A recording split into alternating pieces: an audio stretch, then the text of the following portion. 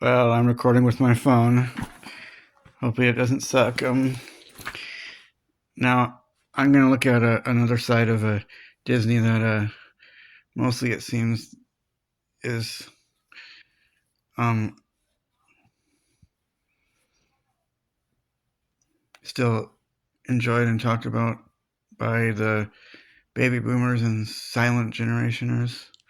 It's the live action Disney movies from the early days of the studio till I'm gonna go to about the mid '70s.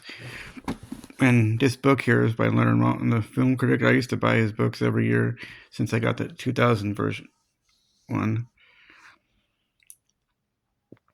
And this book came out in 2000, and I first looked at this book about that same time, but I bought it about 2 years later in Disneyland, I think.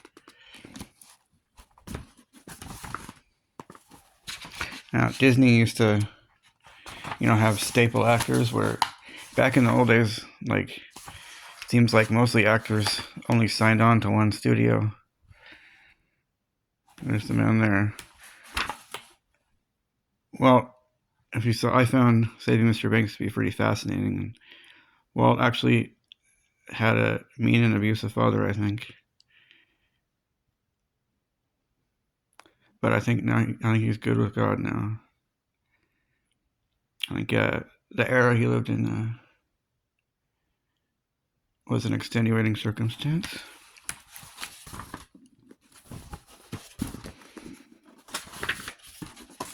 Still, I don't think he was a very good father.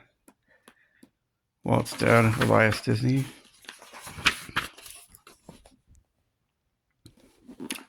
Now, I've liked the live action Disney movies probably forever, but enjoyed them for that nostalgia since I was about 14, probably.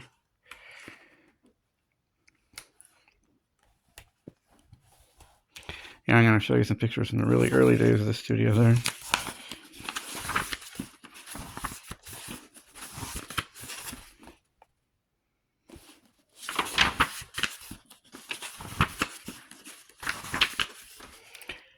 And yeah, as I got older, I became I went through actual. Well, I still enjoy these for their nostalgia and atmosphere. I went through a fad of them.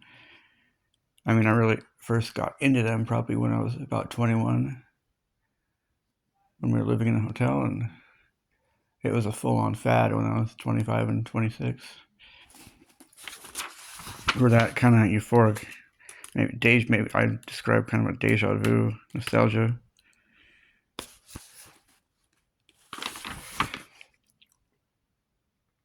No, I don't know that I appreciated that nostalgia when I was 6 years old, but that euphoric deja vu feeling, it's like feeling like you're 6 years old again, but with the maturity of a much older person. Although, when I was 6 years old, it was long after it was the 90s, early 90s. Now, okay, I'm not even going to get into that one. Or should I? Well, yeah, Uncle Remus in Song of the South was actually not a slave. That's kind of a misnomer.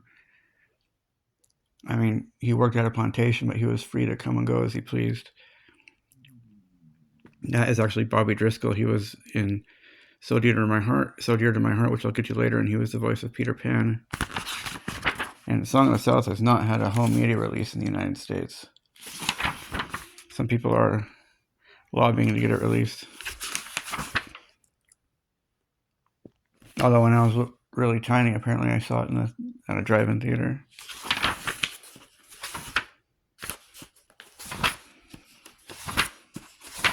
Yeah, So Dear to My Heart. Those quaint animated segments you might recognize but not know the source. Is kind of about a boy Bobby Driscoll again, who enters a goat into the fair to just kind of the friendship of a boy and his goat.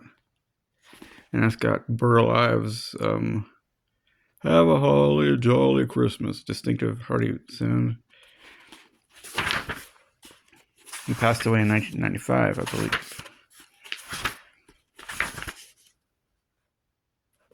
Treasure Island. That Bobby Driscoll again.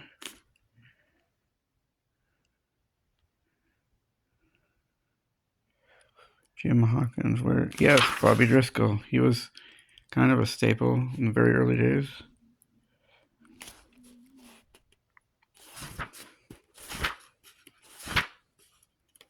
Story of Robin Hood. I just watched that a little over a week ago. I didn't think it was that interesting. That's Richard Todd. He was another Disney staple for a while. Here he is again in The Sword and the Rose. And early on, it seems like I think all the live action, almost all of them were period movies, familiar stories. The Living Desert. These were interesting. They were true life features that a freelance cameraman did. I remember staying up late in Island Park in a cabin near about an hour plus away from my house at the time and watching these. There he is again playing Rob Roy. The Vanishing Prairie. That's one. I don't know if I saw that one or not. 20,000 Leagues Under the Sea. Big budget one with a A-list cast like Kirk Douglas. I don't know if I've seen it, but the special effects were pretty good for the time. And here's another early Disney staple is Fess Parker. Played Davy Crockett. This was a romanticized version of him. One thing that wasn't at all accurate was Fess Parker was really tall, 6'6", 5.5". Davy Crockett was 5'8".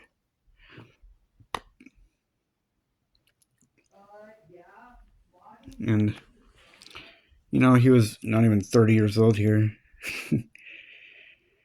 Like, a lot older. He looked a lot older than he was. There's Buddy Ebsen as Georgie. He was the star of Beverly Hillbillies. And Fess Parker was also a staple. He always played the same kind of character, the composed, manly hero type. Or not always a hero type, but just a manly, composed type. This is The Great Locomotive Chase, the true story of the Great Locomotive Chase. And there he is again. I've looked at this picture before when I was doing the Joe Dante segment. Kenneth Tobey. He was the conductor, the persistent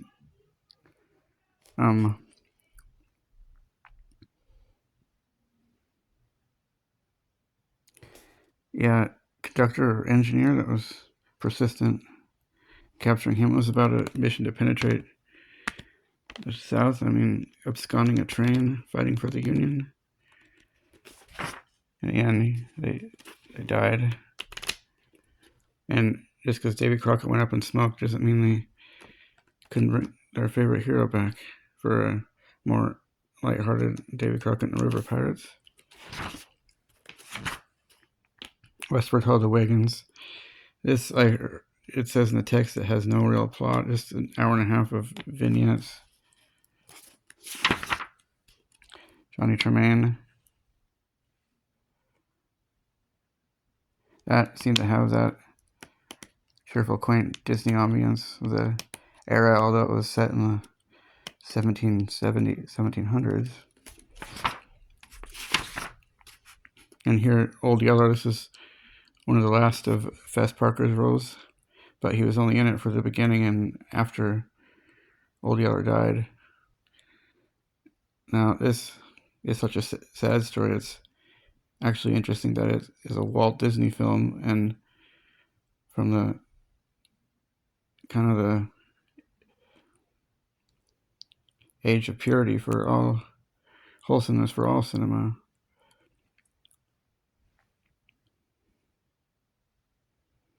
So where Disney Family Kids movies were especially Disney Family Kids movies, and what people remember most about it seems to be the death of the dog.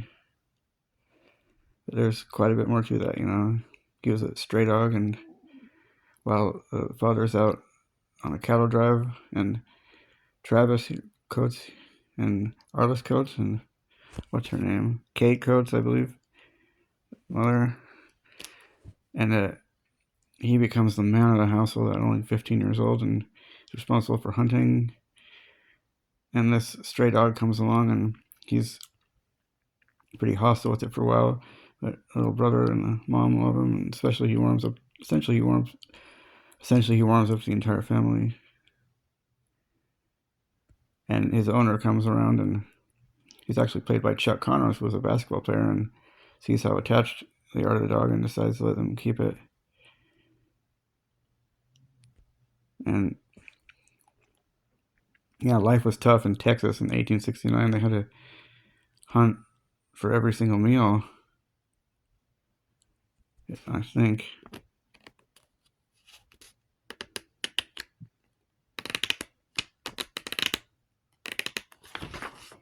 The Light in the Forest, that's set during the French Indian War. That's another. Oh, those brothers. Yeah, that's Tommy Kirk and that's Kevin Cochran.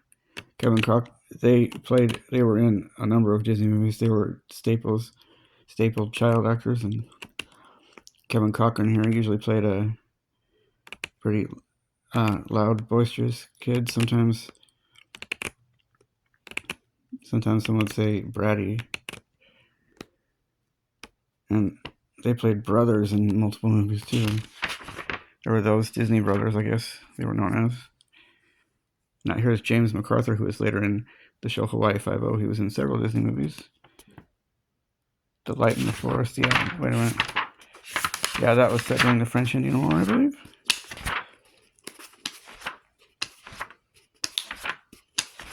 Oh, and here in a more modern at the time comedy about a wayward kind of awkward teenage boy played by Tommy Kirk, who, by means of some ancient ring at the museum, he's transformed off and onto a shaggy dog. And that's Fred McMurray, who was also in a number of Disney movies, another Disney staple from the star of the show My Three Sons. Now we're getting to the age of the Disney comedies, and what's pretty funny about those is maybe the majority of Disney movies from this era are just comedies, silly comedies that are pretty lowbrow and have slapstick and a car chase scene near the end of every one or in every Disney movie. But in the Shaggy Dog, another common plot device they use here is that the dad hates dogs, he's allergic to dogs, but of course he grows out of it, and later he finds out about the curse placed on his son.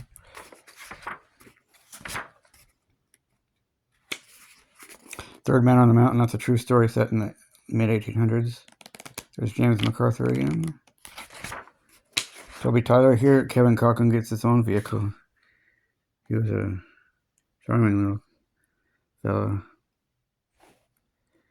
This is about a relationship with him and a monkey when he runs away to the circus after his Uncle Daniel scolded him.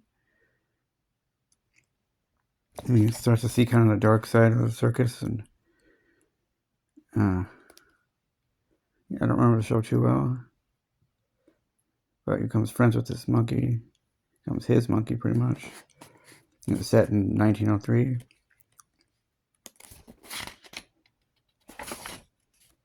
Kidnapped, another Robert Louis Stevenson book, I believe. There's James MacArthur again. And Haley Mills is kind of another Disney staple. Here is Pollyanna. She was a nice looking girl, huh? And this was set in about 1912, and I don't know if too many people are familiar with the actual events in the story, but she, really optimistic and turns kind of the crotchety or negative views of the town around, and it's got Jane Wyman, Richard Egan, Nancy Olson. She was also a kind of a staple Disney actress. Donald Crisp, Agnes Moorehead, Kevin Cochran again. Kevin Cochran was in this too. James Drury. Edward Platt, who played the chief on Get Smart. Yeah, it was a pretty long movie, an hour, 134 minutes. 10 Who Dared Enter, another Disney staple, Brian Keith. But he usually doesn't have a beard like this. And this is a story about an adventure down the Colorado River in the 1860s, before Colorado was a state. And this is actually described as a bottom of the barrel, rock bottom Disney, actually by Leonard Maltin. But someone who said this left a review and said Leonard Maltin can stick it on this one. This family, Robinson, that's the mother from Old Yeller, and John Mills, father of Haley Mills, and Kevin Cochran and James MacArthur and Kevin Cochran were in this one.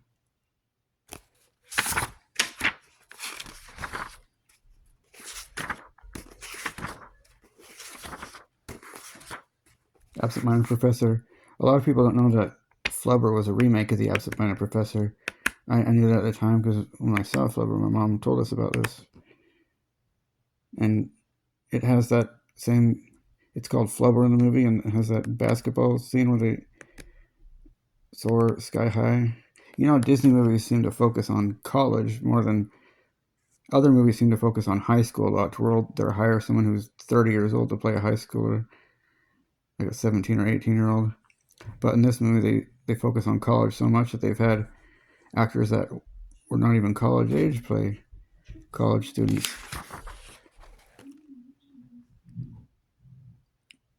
And there was that deal with how he kept missing his marriage because he was focusing on his experiments, same as in the movie Flubber. And Keenan Wynn was in a number of Disney movies. He was Alonzo Hawk, and Tommy Kirk was in this again as his son. He was kind of a buffoon, not really one of the bad guys.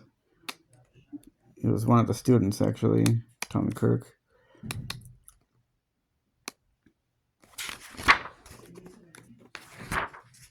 And, oh yeah, there's the Parent Trap. There's Brian Keith again. And when I saw this on a sing-along when I was about 6.5 years old, they had shorter hair at one point, and I thought they were boys just merely because of the fact that they had short hair. You could probably tell that they were girls if you looked closer.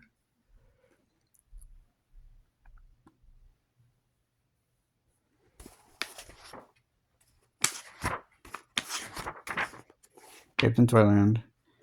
Yep, Tommy Kirk and Kevin Cochran in it again, but as nursery rhyme characters. Moon Pilot, this is one I never found. Maybe it kind of is like... seems to coincide with the Jetsons at the time. About the space age program, and monkey... I don't really know the plot, but he goes into space with a chimp, and he finds this eerie alien woman, and it also has Brian Keith as the general, and Tommy Kirk as Walter Talbot, either his brother or his son. I would say his brother or nephew. Bon Voyage, the comedy's over 2 hours, and it's about a trip to Europe. I guess it's like a pre-National Lampoon's European Vacation. And there's Tommy Kirk and Kevin Cochran and Fred McMurray again. That's kind of a repugnant-looking face he's making. Big Red, this is a more cheerful one, more modern one.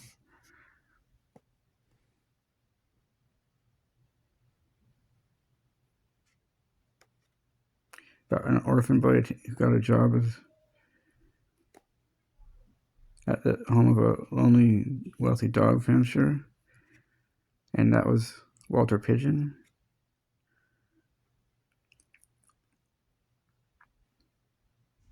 And Norman Takkar directed a number of lighthearted Disney movies, and he directed a lot of episodes of Leave It to Beaver.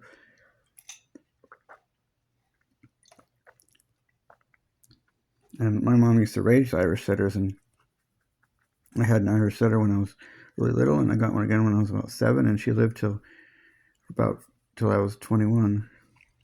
So we have a soft spot for them. Almost Angels right here. It's about the Austrian choir of boys.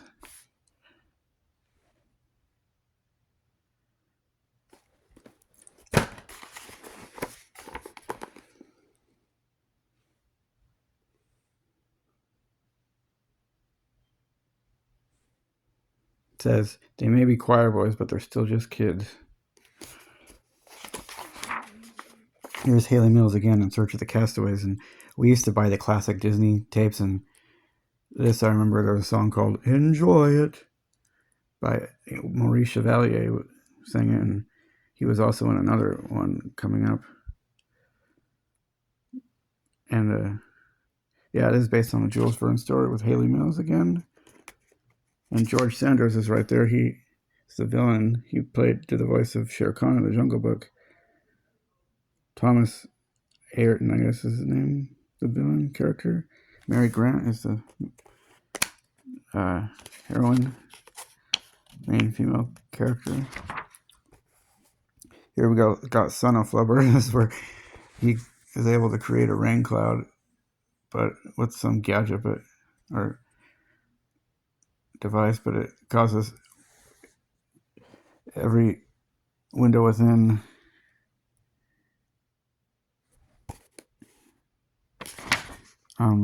X amount of distance to shatter. Oh, here's an interesting one: is Miracle of the White Stallions, because it's quoted as being so un-Disney-esque. The plot, the atmosphere, the cast gave no idea that Disney was behind it. It's a true story set at a writing school in the 1940s in Austria, and the star was Robert Taylor. A bunch of names I don't even know too. But,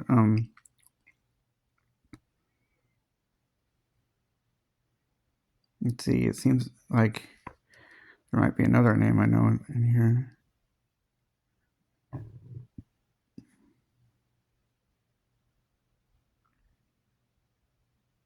Eddie Albert. Eddie Albert is also in Escaped Witch Mountain. It's about lipids and horses and Vienna caught between two indecisive powers.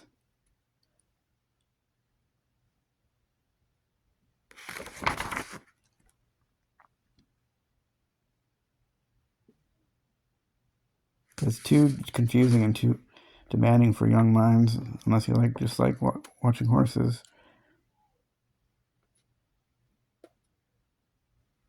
But I saw that movie and it wasn't actually half bad. There's Savage Sam with Brian Keith this time around, and still one of the last was Tommy Kirk and Kevin Cochran. Naturally, since Fess Parker wasn't a star anymore for Disney, well, he was actually in the TV series Daniel Boone. I don't know, I don't know why he didn't come back for this one, though. This time his uncle, but Brian Keith, steps in, and it's about a different breed of dog and more action with the Native Americans capturing them or something like that. Summer Magic. Yeah, this has another one of those songs that I heard on classic Disney that was maybe more obscure. The Lonely Bug Ball. Once a lonely caterpillar stopped and cried for lives again to a sympathetic beetle by his side. I've got nobody to hug. I'm just an ugly bug. Jimmy Mathers. That's probably Jerry Mathers, Beaver Cleaver's younger brother. There's Dorothy McGuire again. It says it's the kind of film usually described as lightweight entertainment based on Mother Carey's Chickens, about the recently widowed Margaret Carey discovering she has no money and moving her family to a rundown house in Maine. And Gregarious Osh Popham. Yep, that's Burl Ives. Helps them fix it up and doesn't press them for any rent. And Haley Mills. Haley Mills, maybe you can see her somewhere on the porch. And another one I remember that me and my mom used to make fun of was on Volume 4, Classic Disney. You must walk feminine, talk feminine, smile and be guile feminine. That's what every gal should know if she wants to catch a beau. But I didn't know where the song came from. It's probably the first time I knew what the word feminine was.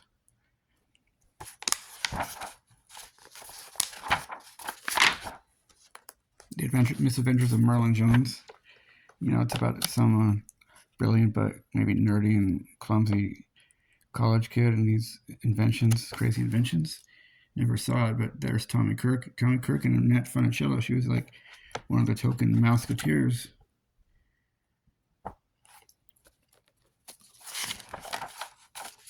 A Tiger Walks. I wanted to watch this one, but couldn't find it. I mean, I found it, but there was some kind of hurdle about watching it. There's Brian Keith and Kevin Cochran's last movie. I heard this was a really unusual one, not the least of which, quote unquote, because it paints a fantastically ugly portrait of small town America, zeroing in on oily politicians and greedy, grasping people who take advantage of a situation for personal gain. And the plot of this movie is a tiger who's been let loose and roams around the town, and daughter believes in the stands up for the more humane treatment of it and capturing it and putting it into the zoo by everyone in town. Is out to have it killed. And it even causes a strain in the relationship between the father and daughter. The Three Lives of Thomasina here. The first of a few movies was that Jane Banks girl. What's her name again? Karen Dotrice, daughter of Roy Dotrice. And this, as you may have seen, it's about a kind of a harsh and unfeeling veterinarian, and Patrick McGowan that's an old English actor. He, I think, later was in Braveheart. And it's about basically the cat's three lives. No, I can't say I remember it well. Although we do own it somewhere. And eventually, I think Thomasina leaves its final life. It's out dying. Moon Spinners, who's Haley Mills. That's kind of his cocky and adventure in Europe, Greece, I think.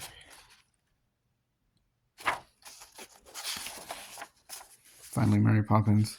This, I think, was purely a comedy, not the least of which because of Dick Van Dyke. And that's considered one of the worst Cockney accents, but that just maybe adds to the humor.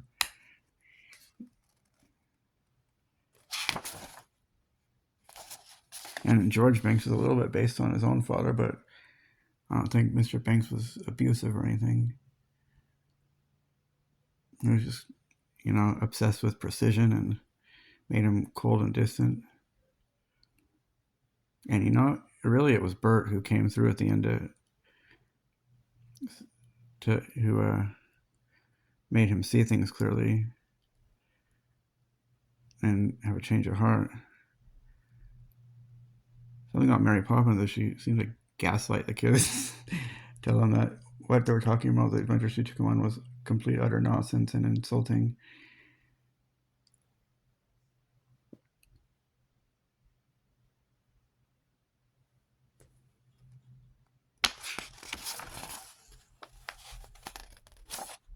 Just a spoonful of sugar. The medicine go down. She was pretty firm, I think. Kind of only took nonsense so far. Although she makes sidewalk paintings come to life.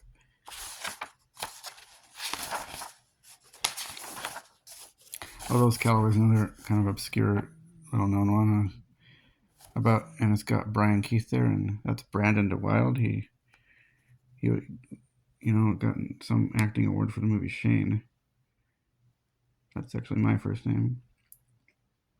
That name was pretty out of era, considering the movie era it's set in. It's, I think mostly a modern name. And it's about a derivative of John and Sean. Yep, and there's Brian Keith again, and it is kind of a unique, it's a different one. Linda Evans, she was a big movie star, I think. It's about a family in the 1930s that's really protective of geese, and it's in Vermont, and all the locals revel in shooting them.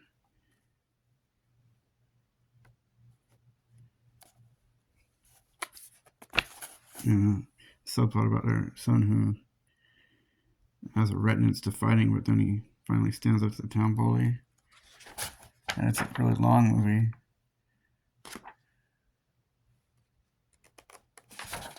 The Monkey's Uncle, that's a sequel to, there's Tommy Kirk yet again, a sequel to The Misadventures of Merlin Jones. And That Darn Cat. Boy, this movie is going to be like 12 hours long. Haley Mills there, young adult now. And Siamese.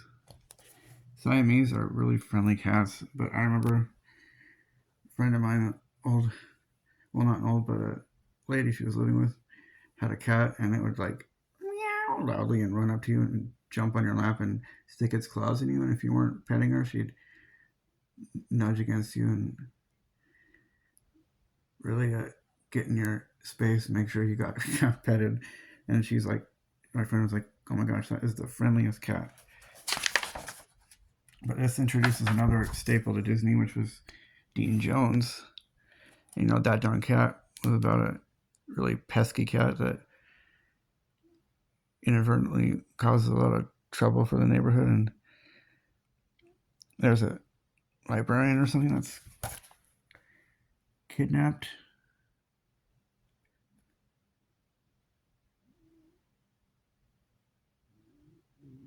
And well, it's a woman who was kidnapped. It's a bank teller, and yeah, in this one, though it's a comedy, the bad guys weren't not played for laughs.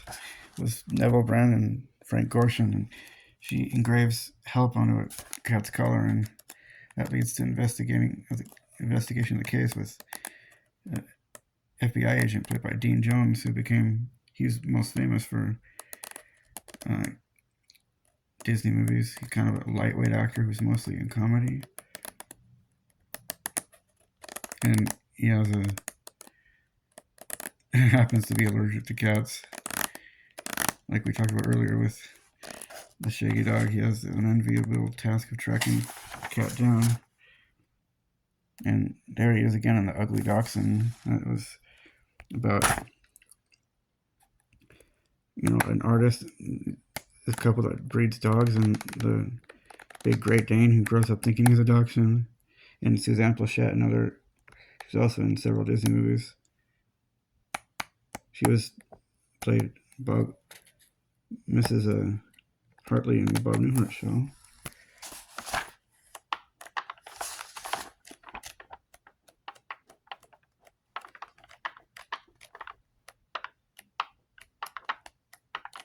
And I'm just going to show you a better picture. There's Dean Jones there. Yeah, he was a pretty good looking fella. He was kind of known for being a clean cut all American type. And he actually played the evil veterinarian in Beethoven many years later.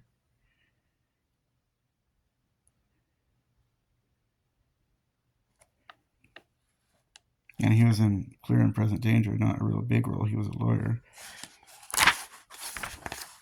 And just a silly take on, modern take on Robinson Crusoe, Robin Crusoe with Dick Van Dyke. Follow me, boys. This is a long saga about teaching Boy Scout about a scout leader. And before I get started on that, I'll say this has Kurt Russell. And Kurt Russell, most people might not think of him or remember him, think of him this way, or know about this. This part of his career, but most people may not know this, but he was actually or think of him like this, but he was a child actor and a young adult actor, largely in Disney movies. Most people think of him probably from, Escape to New York and Overboard and Big Trouble in Little China and Stargate, Miracle, and they probably don't think of him as a kid and a young adult. But this, he was a troubled youth, and this chronicles probably 30 years of lifetime of this scoutmaster played by Fred MacMurray.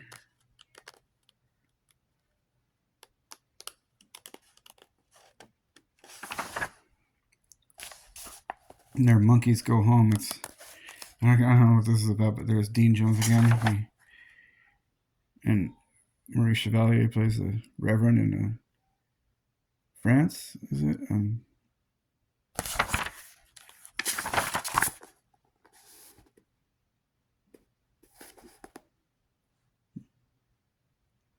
Yeah, he goes there to see an olive farm he was inherited from his late uncle, and he has a bunch of monkeys help him run it.